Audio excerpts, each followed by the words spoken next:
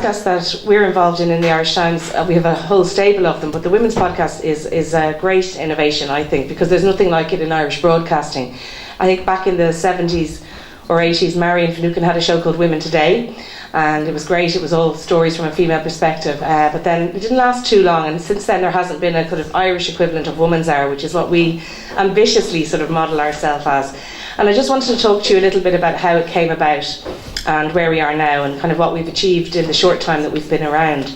So it was last September when we first broadcast, and there was quite a long lead up, probably a year before that, of planning and working it out. And it came through some figures that the Irish Times did researching the audience for their podcasts. So we have a few. We've different ones, like a business podcast, we have a politics one, we have a culture one, we have a books one.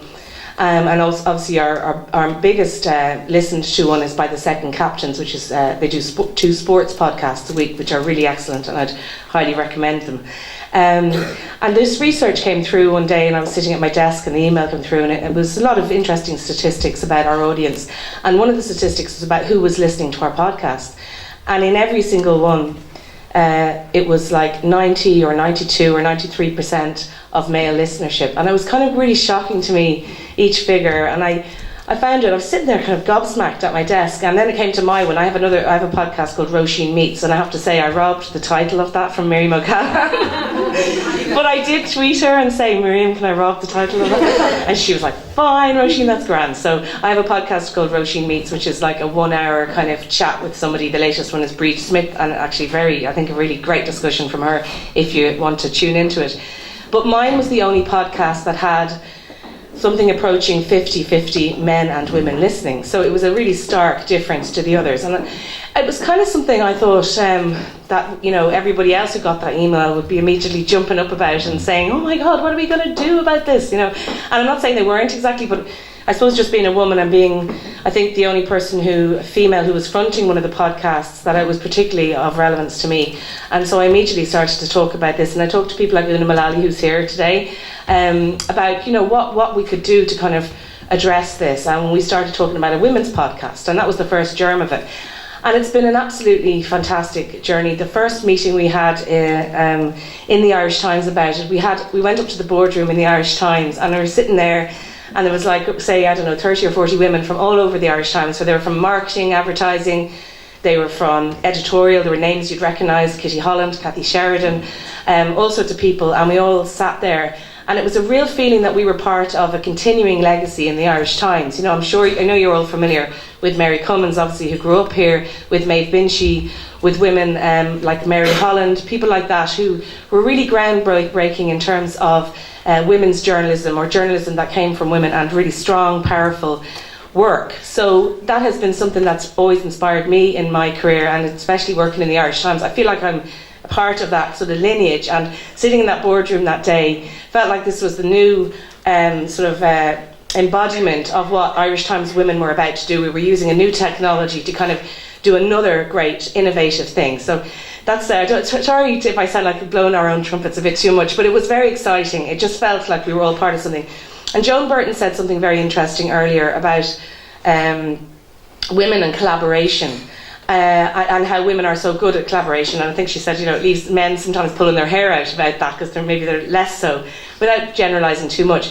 But this women's podcast has been such a joy in my career. I'd say it's probably the thing I'm most enthusiastic and happy about that I've ever done, because of that collaboration. Like, we have a team in the Irish Times of women. We meet every Thursday, we sit down, the conversation veers from every kind of topic you can possibly imagine. We always have such a laugh, but it can be very serious too. Everyone gets their say. It's a constructive meeting, and so much comes out of it. And after every meeting, we're so fired up about the next podcast.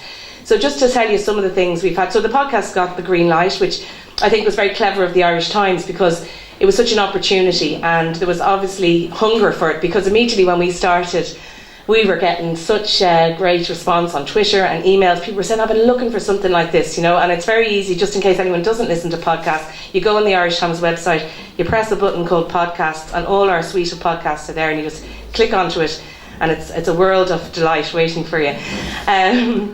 We've had brilliant names. We've had people like Margaret Atwood. We've had that amazing British feminist Caitlin Moran quite recently, and that is just one of our favourite episodes. Una interviewed her, and it was just brilliant. We've talked about sex. It's one of our most popular podcasts was about that, everything from painful sex to the more enjoyable kind. And we've talked about pensions. We talked about Waking the Feminists. When that whole story broke, we were there to be able to do a whole podcast talking about the issues around it. So it just felt like it's a very timely thing. And then, apart from the audience feedback that we've had, we've also had approval from different sources, and when we were so delighted to find that iTunes had named us just before Christmas the best new Irish podcast of 2015. So that was a real achievement, because we just started off where it's all volunteers, there's always resources issues, and there is with us as well. So it's about goodwill and people who just really want to be involved in it. And people like Kathy Sheridan, who presents it, who is just wonderful, like she's just such a superb broadcaster. People like Una Mullally, Erin, who's sitting here, who was my right-hand woman, who's sort of left me now, but she's here this weekend, helping out. So I'm trying to persuade her back into the fold. But it's just been an incredible journey so far, and what we've achieved in a short time is brilliant. Our listenership continues to grow, and I just really urge you to tell everyone about it, because it is brilliant. I'm not just saying it, believe me. There's a few reviews on iTunes saying how wonderful we are, and honestly, I didn't write them. They're all real. So that's just about the podcast, and I just wanted to let you all know about it. But today I'm particularly interested to hear this panel, because as the producer, we have three fantastic producers in different fields and with different work experiences to talk about a role that isn't as widely discussed, maybe because it's not the kind of in the headlights kind of role. So I'm really fascinated to hear what you all say. I also just want to say we did a poll on the Irish Times coming up to this conference, and it was asking the question, are there enough roles for women in senior roles for women in media? And just looking at it there, we've had a few hundred respondents, and around 70% of people think there aren't. So I think we can say that's a good result. I would like it to be a bit higher. I don't know who's saying there are, because there definitely aren't. So you can go in and have a look at that poll. But let me introduce you to what's going to happen today, and I'm so delighted that Evie Newlevon has come down to be our guest presenter of this item. You'll be familiar with Evie in a few different ways, but she's an academic in the UCD School of Mathematics and Statistics, and she's involved in research in science and maths education. She's been a TV presenter and she's been a radio presenter, and you'll have first come across her when she was awarded the 2005 Rose of Tralee. So put your hands together for Evie Newlevon. When you have a really good producer and a really good relationship with that producer. So whether it's a TV program or a TV program maybe about scientific research or a travel show, or if it's a radio show about lifestyle and human interest, it looks better and it sounds better because the producer has done all of that work. And I've worked with some excellent producers, and most of them have actually been women, but I think because they're behind the scenes and maybe not all of that glamorous, they're not roles that we know very much about or hear very much about. So I'm delighted to be the guest presenter of this podcast today and this element of the Women in Media in Ballybunion, and I'm very interested to hear about the stories that we have from our panellists. And to talk to them about their career paths, how they've got to where they are, and also the future of their industries, with particular reference to the gender issues that may be present in it as well. So in our lineup today we have Katie Holly, MD of Blinder Films, who among her many works made Queen of Ireland. We have Aoife Stokes, who's the producer of RTÉ's Claire Byrne live show, and we have Catherine McGee, who was the producer on the recent TV series Rebellion and Charlie about former Taoiseach Charles J. Haughey. So we're going to start with Katie first of all, and Katie, amid all of her roles, and I'm going to list some of them now, and I think it's especially important to have Katie here because there's been debate recently about the underrepresentation of women in Irish film and theatre. Katie's a prolific producer. She's managing director of Blinder Films, and she's breaking all of the rules because having risen from head of production at Treasure Entertainment, where she oversaw the production of Man About Dog, to then establishing her own production company in 2006. She was listed as an Irish producer on the rise at Cannes in 2010. Her debut film, and one that I absolutely loved, called 100 Mornings, was directed by Conor Horgan and starred Kieran McManaman, and that took the Special Jury Award at the Slam Dance Festival in 2010 and an IFTA for Best Cinematography. Her second film then was Sensation, and that gave Domhnall Gleeson his first leading role, while her most recent success is The Queen of Ireland, the documentary about Ireland's favourite drag queen and Mayo Man Panty. After securing funding from the Irish Film Board in 2006, Blinder Films has expanded to produce some of Ireland's favourite comedies, which you'll all know, including The Savage Eye and Irish Pictorial Weekly. Her latest project is Love and Friendship. It's going to be released on May 27th, and it's a feature film starring Kate Beckinsale and Chloe Sevigny, and that premiered at this year's Sundance Festival. And she's now working on a musical documentary on Grace Jones with Sophie Fiennes. So, Katie, how you have time to breathe and come down to us in Kerry is very surprising. And please, can you tell us about maybe how you got to where you are now, and what you see as your role as a film and feature documentary producer? I started in the industry really. So my path was, I didn't know what I wanted to do. I always kind of knew I wanted to work in the creative industries in some way. Originally I thought maybe that would be to be a journalist, after writing a very ranty piece about Kurt Cobain after he died that got published in Hot Press, and then getting work experience then following from that. And then I went into college, having studied at an all-girls boarding school, and definitely being a high achiever there. And I think it's important actually to talk a little bit about my experience in college, because I know I went in there and got completely overwhelmed by the talents around me, and particularly I think because I kind of fell in, I studied English and history, and I fell in with a group of English students who became my kind of group of friends, and they had all done A-levels, so like they had knowledge of different aspects of English that I just absolutely had no clue about. And I do think that I got a real land whenever I went into college, and it did from probably before going in thinking about probably I would join societies and really start my career there. I definitely didn't. I kind of took a step back and just spent 4 years having experiences. In retrospect, I'm incredibly glad that that's what I did with my time, because I think it allowed me so much time to kind of build friendships, but also develop my tastes, to travel a huge amount, to expose myself to all different kinds of reading and music and film. And I think without that time, I probably would not have landed on the career that I'm in. But I just think it's important to say that, because it's not, it's not often spoken about, I suppose, those times when you have maybe a little bit of land in terms of your self-confidence or self-belief. Anyway, so after a year off, I went and did a master's in film in UCD. And that was amazing, because it was a year of mostly film studies. We watched movies all the time, everything from Italian neorealism to westerns. But there was a couple of production modules on that course. And they were like we made 2 short films, and then there was also a screenwriting module. And it was kind of during that time, everything clicked, and I was like, this, like making film is the perfect marriage of everything that I love. It's story, it's visuals, it's music, it's working with people, it's collaboration, it's about ideas or issues. And there's also, if you're on the kind of producing side, there's also a business aspect to it. And my dad's background, he's a pharmacist and entrepreneur, and I know I definitely had big influences, I guess, from him in terms of that aspect of things. So what I did, and I think I was very lucky when I was kind of this clicked, and I was like, okay, I think I'd like to get into producing. It was quite a good time, I think, in the Irish industry. I happened to send letters to a few different production companies and got work experience with one company, and that ended up developing into working on as a production coordinator on one animation project, and then getting asked to work in their company. And so I worked there for a number of years, and it was interesting actually, because I think one of the things that has been an awakening for me is around the issues of gender in the industry. And one of the really important aspects I think of that is the idea of representation, and like, if you can't see it, you can't be it.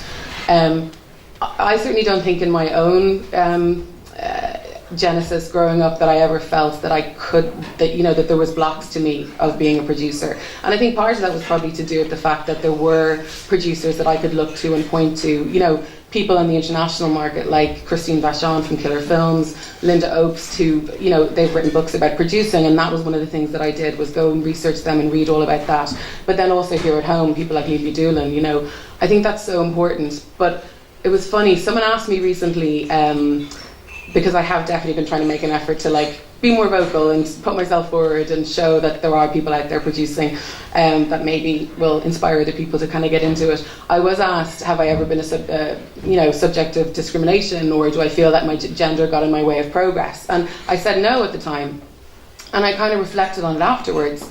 And while I don't think I was a subject of discrimination due to that, I do feel that there was definitely unconscious biases at play that probably did delay maybe my progress. And one specific instance of that was that, you know, I was in a company where I was incredibly keen and had kind of worked to a certain level and really wanted to progress and become a producer, and a male producer was hired in, you know, instead of me getting on. And that was really the catalyst for me going, okay, well, I know now that I need to leave this company and kind of go a different route. And that was the best thing that ever happened to me, because it meant setting up Blinder Films, joining up with Kieran J. Walsh, and kind of moving on in my career from there. But I think there is something in that that's really important, and it's not thought about because it's not sexism. But I think, you know, I will say I also know that I practice unconscious bias whenever in my own company, in my hiring practices, I tend to hire women. You know, in the office, I really do every hire, and it's brilliant then to see them develop and, you know, go to work in other companies as their heads of development or go on to produce our comedy shows. But my business partner, Kieran, did say to me at one point, he's like, okay, the next person that we hire, it's got to be a guy. And he's right, I think, because it's like actually what's important is having a mix and having diversity and having, you know, a mix of representations. And I thought there was a really interesting anecdote from how Colin Trevorrow, I don't know if you've heard about this guy, he basically made a really short, a really sweet, small film called Safety Not Guaranteed. That was in Sundance a number of years ago. And then his next movie was the Jurassic Park remake. And how he ended up getting that job was there's this guy called Brad Bird who really, really liked him, and he was hoping to direct Tomorrowland and a Star Wars. And he was talking to Spielberg and going, maybe this guy could actually just do all the prep for me, and then I could come in and direct it, because, you know, this guy, he just reminds me of me. And that, I think, is something that really is quite telling when we talk about this issue. I guess we're going to talk a little bit later about what a producer does. I suppose I can give one, you know, there's so many facets to it. You're kind of the person usually who's there at the very earliest stages of a project, and also still there at the very end. To me, I think the things are that you have to be the one to make a project inevitable, and to keep everybody on the same page and be really coherent about what it is that we're making, and then enable those people who are the really strong creatives to do their best work and put teams together that will produce the best work. So, and I love doing that. You know, I love working with creative people and putting teams together and contributing myself, and it's an incredibly satisfying job. And, you know, you also get to, with each production, go into different worlds and learn different things and meet different people and travel to different places. So it's incredibly rich in so many ways, and I've kind of learned so much and made so many friends from what I do, so I feel incredibly lucky. A little bit, I guess, about the gender issue, because that's something that has become really dear to me, and something that I've becoming really trying to lead and be much more active on. So I told this anecdote when I was asked to speak at the Waking the Feminist second day in Liberty Hall a few months ago. And I did tell this anecdote about a few years ago. I remember going to South by Southwest, which is a film festival in Austin, Texas, because we had a film there, and sneaking off from a day of publicity to go and watch a few episodes of this new show that I'd heard about by this talent called Lena Dunham, and it was called Girls. And just watching it and feeling like that's me I'm watching. You know, it was just one of the first times that I felt so connected to a representation that was truthful in a way to a kind of young generation of women.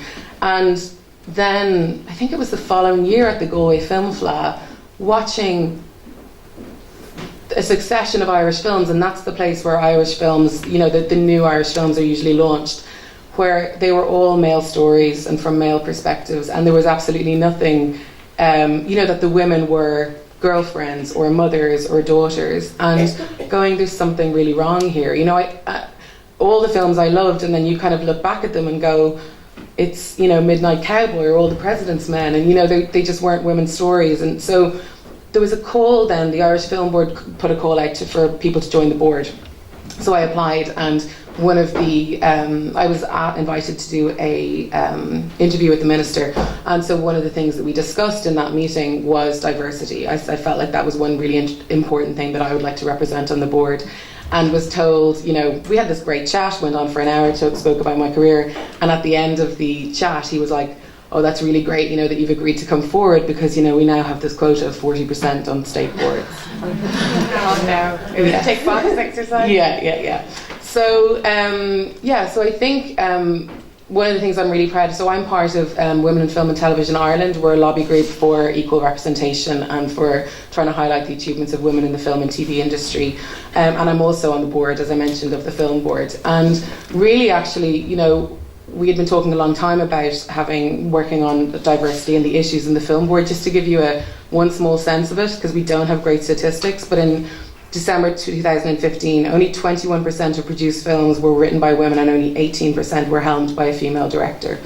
So the stats are really, dismal, and they kind of need to change. So one of the things that we've done is put in a 6-point plan on gender equality, and one of the key points in that is a 50-50 target for female representation in the industry. And we'll certainly pick up Sure. the conversation on that, Katie, because it is obviously it's a very relevant issue, but it's also quite recent, because that has only come out from the Irish Film Board last December. So we're going to see it now, hopefully coming into action, and we'll pick up that point later. But thank you so much for bringing us to all that point. There was so much to talk about, and I love that you've admitted your own unconscious bias and actually only hiring female producers. And we'll talk about that maybe a little later on. But I was also interested to hear that you described yourself as a high. We're moving from film now to TV and documentary broadcasting as well.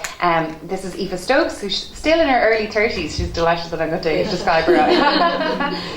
Aoife's worked in RTE for more than 10 years on shows such as The Front Line, where she was assistant producer, and she's primarily worked in current affairs, but also in the challenging area of children's television, such as The Late Late Show. Aoife is currently the executive producer of the Claire Byrne Live Show in RTE, and she also works in RTE's TV documentary unit, where her past projects include George Lee's Tax Return and Truckers, and more recently she was the producer of a show on cancer, which was a very hard-hitting documentary following 2FM DJ Louise McSharry while she was treated for her Hodgkin's lymphoma. In an interview, and I think this is a wonderful quote, Aoife, and I'm sure Claire doesn't mind me quoting her here, but Claire Byrne described Aoife as being hungry, able and full of youth, vigour and energy. And another article described Aoife as Claire Byrne's secret weapon. So please welcome Aoife Stokes. To what I could do as a girl. My mother worked while myself and my sister were in school. My father was always self-employed as well. And there was just a sense that it didn't really make any odds. It just never occurred to me anyway when I was growing up. I was kind of always engaged with the news and, what was happening in the world around me. And I wrote a letter to President Botha in South Africa when I was 7, asking, could you please treat everybody equally and end apartheid and be very nice. And my parents sent a copy of it to the Irish Times, and it was printed, and sure, I was delighted with myself and thought, this is great, this is something I'm interested in. I left school, and I was quite young, and I started studying arts in UCD. And I just turned 17, I think, and I absolutely hated it. And I lasted 3 months, and I walked around UCD like a bit of a stray, going, what am I doing here? I can't actually do this. This is too hard and too big, and I need to do something else. So I got a full-time job in McDonald's, which I think probably nearly broke my parents' hearts temporarily. But I worked there on the minimum wage for the rest of the year, which was great, and a great way to kind of learn how hard it is to make money. And then went back to study journalism at DIT, and that was the best thing that I could ever have done. Like, as soon as I started, I was like, this is definitely for me, this is brilliant, I absolutely love it. The books, the people, the ideas, what you were saying earlier, like kind of just opening up your mind to so many different things. I got to travel, I travelled all over the world, I was incredibly lucky. And in terms of getting into television, in college I produced a morning radio show during a radio week that we did, and I kind of knew straight away that I really like this, I kind of enjoy doing this, the planning, making choices about what you're going to do and how you're going to do it. And then we had a TV module, and somebody who used to work in RT came in and said, is anybody here interested in working in television? And I said, yes, I am. And there was one other guy, I think, as well. And he looked at me and he said, well, do you know anybody in RT? And I said, no. And he said, well, are you related to anybody in RT? And I said, no. And he said, well, you'll never get a job in RT. And I am one of the most stubborn people in the whole world, so I think that was actually probably his fault. But I decided then I would eventually work in RT. But when I left college, I got a job in the Irish Times as a sub-editor, which was a great opportunity in theory, but I was really, really bad at it. So it was sitting at a desk on your own, correcting other people's work, which I was bad at, and trying to come up with good headlines and fix other people's grammar. And after 11 months, I was told, we're not going to keep you on. And I was kind of heartbroken and devastated. I was like, this is the worst thing that could happen. But actually, in hindsight, it was the best thing that could possibly have happened, because like if that hadn't happened to me, I wouldn't have gone out in the world, which I did, sent my CV everywhere, got a job in Liveline, kind of just freelancing here and there, and gave me my first taste of broadcasting properly, and thought, well, this is it. I absolutely love this. You know, this is something that does work for me, that does make sense to me. And I think I could really enjoy it and be okay at it. So I eventually got into RT kind of properly then as a researcher on the Late Late Show. And it was kind of a funny time for RT then. There was kind of all the financial misery and there wasn't that much movement. But I was kind of lucky enough to move around enough to get different experiences in the different genres that you mentioned. Kids TV, documentaries, current affairs. I worked at Miriam Primetime as well as Frontline with Pat, and then ultimately got a place on RT's last producer-director course, which came up after 7 years. So there were 6 places on it. It was a little bit like the Hunger Games in terms of people trying to get those places. But it was great, and it ended up being 3 men and 3 women on the course, which is probably a very good thing. I was the youngest, which is probably a very bad thing, because I'm not that young, even though you said early 30s, more like mid-30s.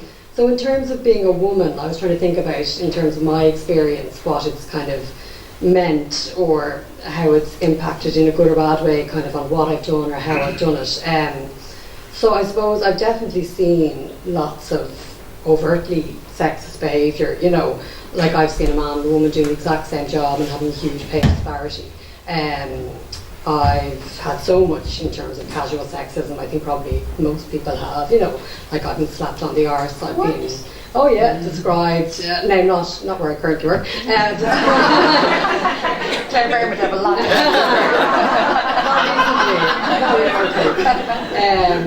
And kind of just being addressed in kind of derogatory language that people use for women and all this kind of thing. And half of it's joking and half of it isn't, and half of it you call somebody out on and half of it you don't. And that's kind of, you know, that's my experience of it.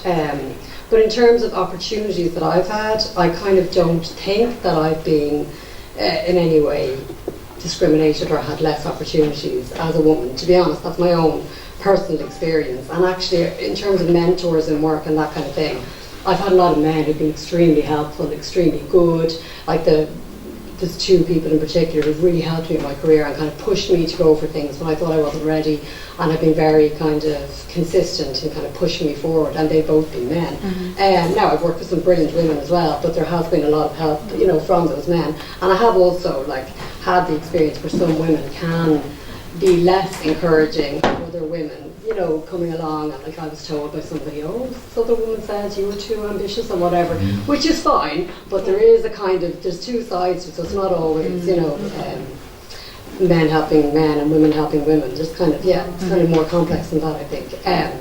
So in terms of kind of challenges and hurdles, I suppose, I always try and kind of give people a dig out and try and push women, I think more female colleagues of mine, more than I would male colleagues when jobs come up, because I think women are more inclined to step back and go, I'm not ready, I can't do this job, you know, I'm not quite there yet. And I would be like that all the time, you know, where I'd be saying, it's not time for me, I need more experience. And I'd kind of always be saying, just go and do it, go and apply, you'll never regret it. The team that I'm on now, it's kind of rare enough in RT. It's 2 women, myself and a deputy editor who's a woman, and a female presenter. So that's a kind of a positive experience. You know, it's a great team to work on.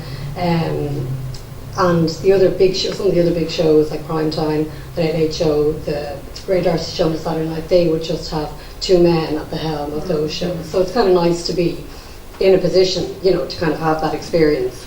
So just in terms of the overall sense, I don't think it's inhibited my career or anything like that.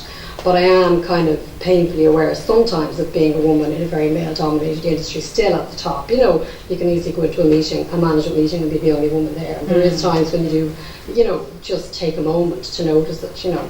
And I suppose the last thing I'd say is that we're always ringing women on Claire Byrne Live to say, please come on the programme, you're so amazing, we really want you. And women lots of times say no, whereas men are far less likely to refuse, they don't refuse in general. And when Roisin got in touch with me about this and said, oh, will you do this, I really, really, really wanted to say no so badly. And then I thought, well, if I do, then I'm just being completely disingenuous. So I said yes. So say yes. Thank you.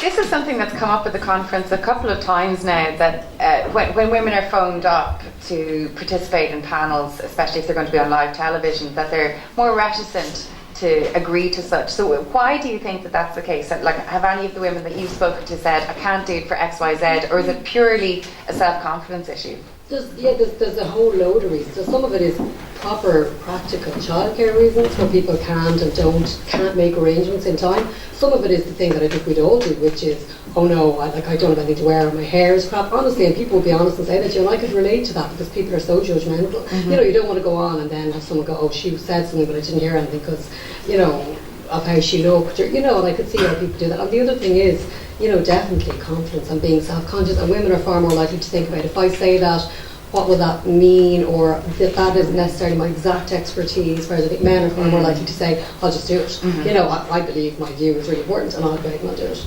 And is there something that we can do in terms of, I don't know, boosting that self-efficacy? So you've been an example because you wanted to say no to coming onto the podcast, but you've come and you've done it, and we're delighted at that. Is there something that, like, we can do to encourage more of those women that you'd like to have on those live current affairs shows to just maybe join in? Maybe it's in the trialling and the doing it, and there was workshops that I think that people tried to set up before, that they did a little bit in RT where women got to sit in on mock panels. So maybe it is the experience of doing it and realising it's not as scary as it might seem, you know, that once you sit in that it's okay, you know. And again, I suppose it's the role models thing, it's that chicken and egg thing of trying to have more women visible doing it, while so other women sit and go, well, I could do that, or that's, you know, completely reasonable, you know. Which goes back to what Katie was saying as well. If you have those visible role models that you can look up to and say, well, that's how they did it, so maybe I can follow that path.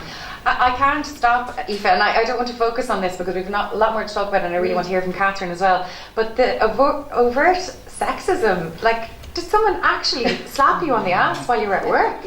And could you do anything about that? Oh yeah, well, I told them to politely go and F off. But no, like, there was no, like, there wasn't, I mean, I suppose in hindsight I was very young, I probably could have made a formal complaint and I didn't. But like, yeah. Okay, I don't even know how to deal with that, and I think, you know, perhaps the fact that you said that you were young and maybe not as confident as coming out in it, but I hope it's not a common practice, and I just think it's horrific. And it wasn't where I work now. No, it wasn't where you work now. You did say that, it wasn't where you work now. So to jump the genres a little bit again, because, and I think there are many skills that the three of you as producers must have, but there also must be great discrepancies between the skills that you have between film, between TV, live television, and now if we go to the TV series with Catherine. I'll introduce you now to our third panellist, Catherine McGee, who's produced several high-profile dramas for RTE, including Charlie, about former Taoiseach Charles J. Haughey, which starred Aidan Gillen, and When Harvey Met Bob, which starred Donald Gleeson and told the story of Bob Geldof's Live Aid adventure. More recently, and I'm sure you all tuned into it, Catherine produced RTE's 5-part commemorative 1960 drama Rebellion.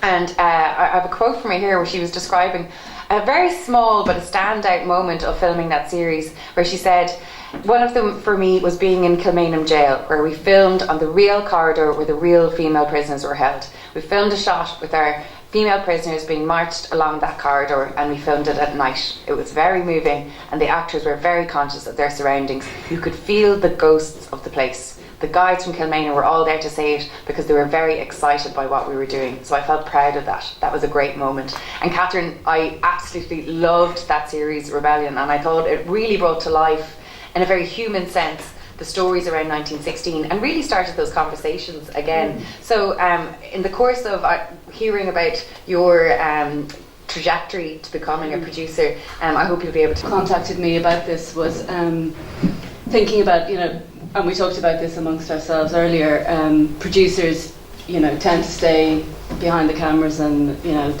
we don't like to talk about ourselves because you kind of think, well, what's interesting about what I do? But when I think about questions I get asked as a producer, one of the questions I always get asked is, how do you do your job with 3 children? And I'm not sure anybody would ask a male producer that question, but I constantly get asked that question. And I get asked, what do you do? And what's it like to be a mother and a working drama producer? And so then I was thinking about that and thinking, well, what is it like? Because you don't really analyse your own life, you get on with it. And 2 images came to mind, and one was very recently, last Saturday, which was the day of the IFTAs. And I'd been nominated for Rebellion, and it was Saturday morning, and I was on my hands and knees cleaning the loo with the marigolds on, practicing my speech, because you have to practice your speech in case you win, which I didn't. But you're on your hands and knees cleaning the loo, saying, I'd like to thank the Academy, and I thought, that's what it's like. That's probably not what it's like for Harvey Weinstein, but that's what it's like for me. And then another image, which is probably less Bridget Jones than that, is it's 5 o'clock in the morning. It's a horrible, dark, freezing morning in November, and I've been sleeping on the sofa because if you've got to get up out of the house with 3 small children at 5 in the morning, you don't want to wake them. And you get in your car, there's a little pile of clothes beside the sofa, you get into it in all your wet gear, and you drive down the N7 to a stately home to film for 14 hours and recreate a scene from Charlie Haughey's life. And your children are not going to see you for the rest of the day. But there's something about that journey, about the moving from home to work and back again, that I think is something that resonates with anybody who works in this business, whether you're a mother or not, or whether you're a woman or not, because the nature of drama production is that it's really intense. And usually when you're producing drama, for example, Rebellion, it was 5 hours of television, and we had 10 weeks to shoot it, which is really quick, and so every day is kind of drastic and crisis-filled and fear-filled, and so you're really working on a very high adrenaline level, and to keep that going, I think you have to make that journey from your family at home to another kind of family, which I always talk about as my circus family, which is the family of work and the family of drama production. And there's kind of ways in which the experiences of both kind of overlap and echo each other. And I know we'll talk about this later, but I think part of what being a producer is, and certainly a drama producer, is creating that circus family. And I went to a masterclass in, I think it was the year 2000, with Saul Zaentz, who's this kind of extraordinary American producer. He's won 3 Oscars for Amadeus and One Flew Over the Cuckoo's Nest, The English Patient. And he spoke about when he was producing The English Patient, he wanted Kristen Scott Thomas to play Catherine, and the studio decided they wanted Demi Moore. And they were already in prep, and they were in Italy, and this kind of tussle began. And he said, no, it has to be Kristen Scott Thomas, and they said, no, it has to be Demi Moore, and this battle began, and they ended up pulling the finance. And because he had stuck with his choice, so they were in Italy, they were in prep, and he said all his crew came to him, the HODs, the heads of department came to him, and they said, we will stay here and keep working, you go find the money. And I found that really inspiring, and I asked him, I said, well, what do you think makes a good producer, because he's obviously a really good producer. And he said, the most important thing a producer can do is cast your crew. And that to me, that is kind of my mantra, that to me sort of sums it up. And at every point in my career I've had those moments where if you have the right crew for the job, they will stand with you in the storms, they will be there outside the GPO at 4 in the morning when it's torrential rain, doing their best for you. So I think, for me, that's the great joy of being a producer, is finding those people and then maybe creating an atmosphere on a production where all of those people can be their best. and feel they can be their best and feel that they are collaborating towards something. And I think what's really important is that everybody, there's a kind of an alchemy to film production, which we'll talk about again later, but to me every single piece of that formula is as important as the other, so whether you're the director of photography or whether you're the caterer who is feeding the cast who've stood in the rain for 5 hours and then they'll feel better and they'll come back out and do a great scene, or the first AD or the trainee who's keeping the drunks off the set, or whatever it is, everybody has a job and everybody has to feel that job is vital, because it is vital.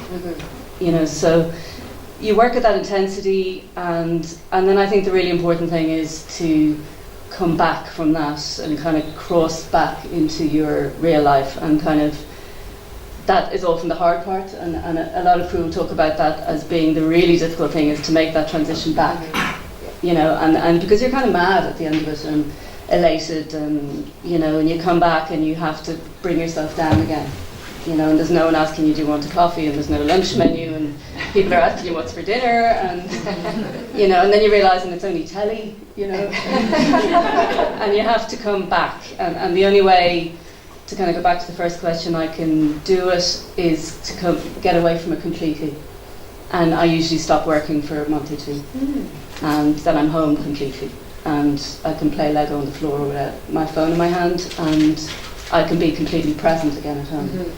And then after a while the circus family starts beckoning again, and I go back again. So it's kind of peaks and troughs of the like, rush of the job, and then the calm of for the me family it is life. anyway. That's the way I like to do it, and in a way, because I freelance, I'm like a kind of gun for hire, so I don't have a company like Katie does. I come in and do a production, and then I leave again, so it allows me to do that. That reminds me a lot of, I don't know if anyone watched the TED Talk from Rashonda Rhimes, so my friends made me watch it recently, and she talked exactly about the same thing. So this woman, she created Grey's Anatomy and Private Practice, and she's a producer, and talks about the craziness of trying to work all of these things and be the producer, and then when your kid goes to you, Mum, can you just play with me for a little while? And it's that juggle. So you've got it kind of worked in blocks. That seems to be what works best for you, Catherine. It is, and I heard that podcast, actually somebody sent it to me, and it's brilliant. I mean, she's formidable, because you also feel completely inadequate, because she's talking about having about 6 productions on the go at once, and I think, God, I can't even manage one. Well, you can manage it, and you manage it well. But it's funny, and it actually made me think as well.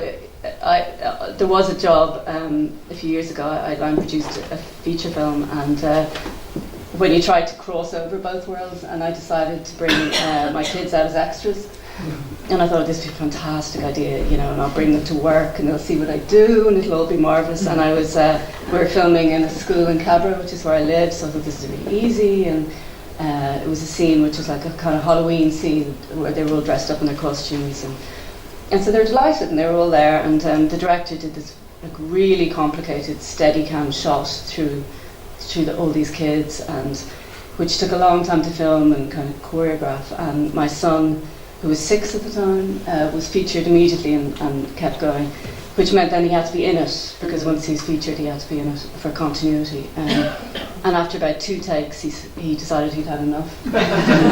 And the director took about 30 takes. Oh God.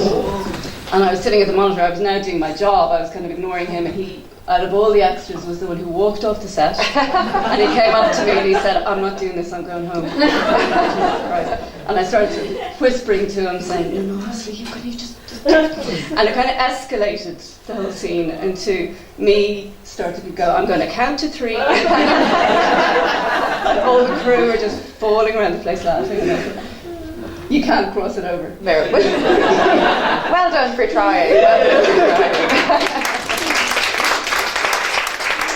And I suppose that brings me on to the question of, well, what is the skill set that makes a producer? So what is it if I'm in transition year now and I'm thinking, what are all the things that I want to do? Maybe I want to be a producer, and you should go to them, well actually you need to be X, Y, Z, and if you want to do film, this, and if you want to do drama, this, and if you want to do TV, this. And I wonder, and I don't want to come across as stereotypically sexist, but women have been said to be good multitaskers, and there seems to be an awful lot to think about when you're a producer. So is that perhaps part of the skill set of being a producer? So Katie, maybe first. You mean the ability to multitask? The ability to maybe think about a lot of different things at one time. Yeah, I mean, I'm not saying that men can't, but I'm sure it's part of the skill set that if you're going to be a good producer, that you have to be able to consider the macro and the micro of this exact situation. No, definitely, and I know like and it's kind of starting now on something, but like always whenever you know you're getting close to kind of going into prep and a production, and particularly when you're in prep, like literally it's like 5 o'clock in the morning and you're going, okay, that thing and that thing and that thing. So it's like the range of tasks veering from, you know, production stuff to financing stuff to making sure those, you know, you're going to have the right marketing things, and also not losing sight of the really, really important stuff, which is the script and the casting. It's like it's a massive weight of balls that you have to juggle, I guess. Yeah, it's project management on a completely different field. Yeah, I mean, you do bring in a line producer or a production manager who then is the person who's really responsible for, you know, handling the crew, like dealing with the crew on a day-to-day basis and doing all the deals, and that person for the producer is the absolute, you know, savior in making sure that you know, can have some space to make sure that you have an overview on everything. Yeah, that's an essential. And I don't know, there tend to be more female line producers than male? Yeah, in drama, I would say so. Yeah, I think so. Yeah. And is it then about like the story? So any producers that I've worked with, particularly in radio, they're the ones who, before the show is even gone into like research, they know what it's all about, they know what the thread's going to be, they know the detail that you should go into as the presenter, and they've kind of done all the kind of global storytelling work. So is that something, Aoife, that you think that you kind of need to be good at going in, or is it something that you can kind of hone in on? Or I think the thing that, well, as a TV producer and certainly working in any kind of factual genre, I think you have to be the most curious person in the world. You just have to want to know more about everything and about people and about why, and you have to have a vision to put together the people, as the guys were saying earlier, who can do that with you, and then be willing to negotiate a million different things along the way to get to that point, like to be able to push down the brick wall, and if that means negotiation with people, for contracts, for, you know, finance, for budgets, for HR, for, you know, for getting the interviews you want, the stories you want, the people you want to be on your programs. Like, it's about being a negotiator with a vision, who'll do anything with the right team behind you to just get to that end point. is it about like captaining the ship? So just from your descriptions, it sounds like it's very much a leadership role, but a leadership role where it's so nuanced, it's so based in relationships. It's not about the ego person telling you, you have to do this, but it's actually leading you in a very kind of gentle almost, a subtle way. You've got the vision and you're bringing everyone on the ship with you. Yeah, I think so. And I think certainly in drama there's different stages to it, I would say.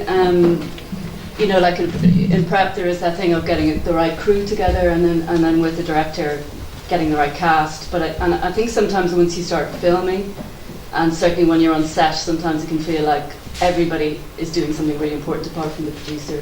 For example, on a feature film you might have 6 weeks to shoot 90 minutes. But as I said before, on TV drama you have generally 2 weeks to shoot an hour. So it's very fast, and every day there tends to be something that's not working, something that's, for example in Rebellion, one of the ones that stood out was like on our big production days, which were hugely pressurised. Dublin Castle was one of them, and we didn't really have enough time for what we wanted to do. But we were there and we had to get through all this, and then we had guns and period guns and machine guns and snipers on the roof and about 500 tourists standing behind a barricade. And the easiest shot of the whole day was May coming out of the castle after she's taken the document, and so that got put down to the end of the day, and we knew we had to be out of there at 7 o'clock, and I think one of the worst moments for a drama producer is when you're standing on set and you're looking at your watch and the time is going, and we hadn't got to that scene. We had to be gone at 7 o'clock, there was no question. And I kept thinking if we got to that scene maybe by 10 to 7 even, we'd be okay. but we had to move the unit around the corner because in the script, she comes out of the castle, she walks around the corner, she goes to another location down the laneway, and then she has a moment where she's crying and she's thinking about it, and she takes it out and looks at it. And then you start to think, okay, it's 5 to now, we're never going to get around the corner. And you can see everyone around you starting to go, there's kind of an uneasiness, there's a tension building, and of course the director's still trying to get whatever scene he's doing finished. So you can't storm onto the set and say, right, come on, because he has to get that scene done. So we found ourselves at 3 minutes to 7 with a page to film. And that's the moment where everybody turns and looks at you, and says, what do you want to do? And what did you do? Well, that's again the cast your crew moment, where you don't need a whole bunch of HODs panicking. You just, okay, what are we going to do? And great people will just say to you, okay, we'll talk about it. So what we decided to do was we said, okay, we have 2 minutes. We will shoot that entire scene with Sarah Green walking as a Steadicam shot, which is, camera that just, you don't need to set all tracks and legs up. You can just do it with a cameraman walking. And she will try and tell the entire scene in her face. Wow.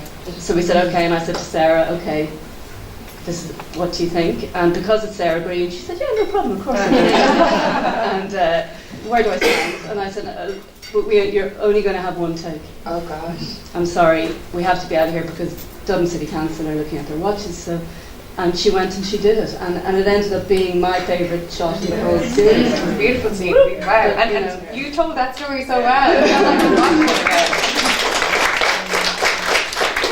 So there has to be almost a stubbornness with you're going to get it done, and I'm bringing everybody with me, and I've chosen the right team. I have my tribe with me to go with it.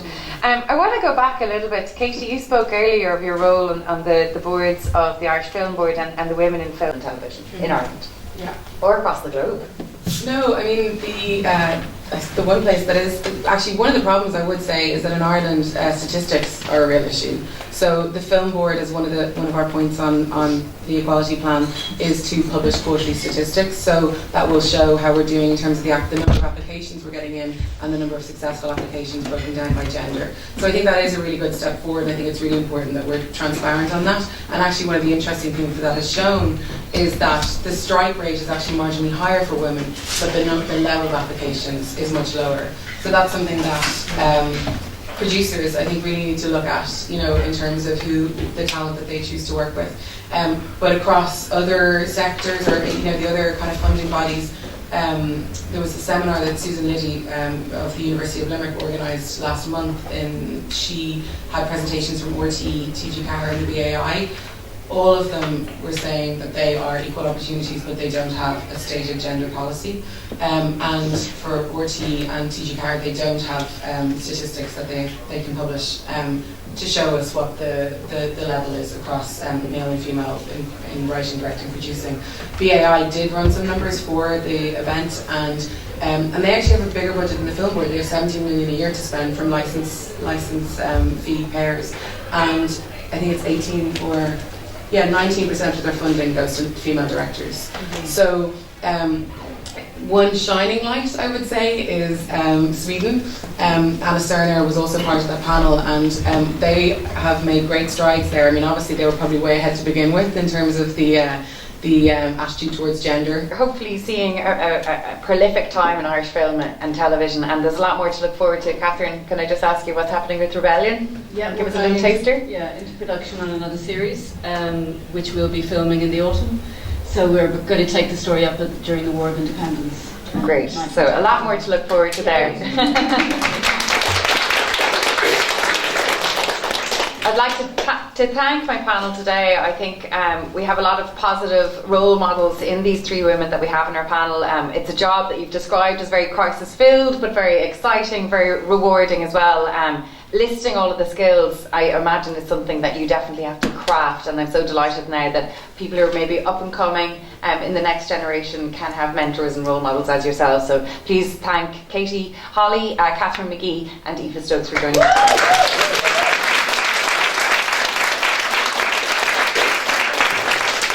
So thank you all for joining us, and I hope you enjoy the rest of your day at Ballybunion.